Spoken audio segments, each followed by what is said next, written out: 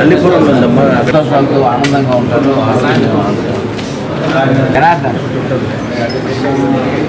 నెల్లూరు నగర ప్రజలకు నమస్కారం.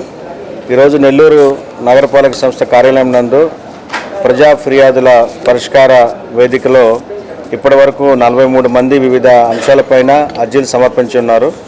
అందులో ఎక్కువగా టిడ్కో హౌసెస్కి సంబంధించి గత కొన్ని వారాలు కొన్ని నెలలుగా చూస్తే టిడ్కో ఇళ్ల పట్ల ఆదరణ పెరుగుతూ ఉంది.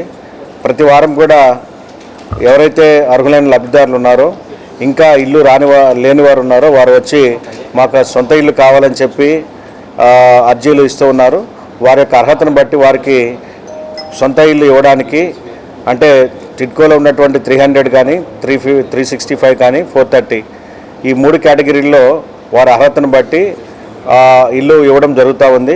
ఇప్పటికే రీఅలాట్మెంట్ కింద సింగిల్ బెడ్రూమ్ ఫ్లాట్ 300 SFTకి 408 మందికి ఇవ్వడానికి ప్రతిపాదనలు సిద్ధం చేశాం.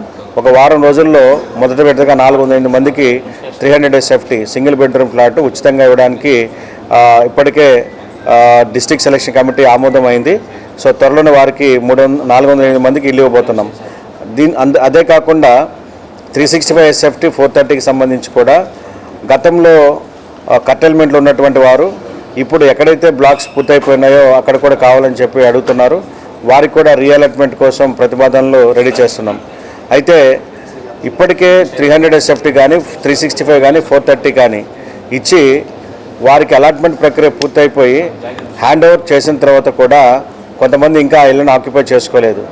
ఎవరైతే ఇళ్లను ఆక్యుపై చేసుకోలేదో వారికి నోటీసులు జారీ చేసి డ్యూ ప్రాసెస్ ద్వారా వారి క్యాన్సిలేషన్ చేయడం జరుగుతుంది. కాబట్టి ఇళ్లను ఎవరికైతే ఇప్పటికే హ్యాండ్ ఓవర్ చేస్తున్నామో వారు దయచేసి త్వరితగతిన ఇళ్లలో చేరాలని, లేనట్లయితే ఆ ఇళ్లను క్యాన్సిల్ చేసి అర్హులైనటువంటి లబ్ధిదారులకు ఇవ్వడం జరుగుతుందని చెప్పి మరొకసారి విజ్ఞప్తి చేస్తున్నాను.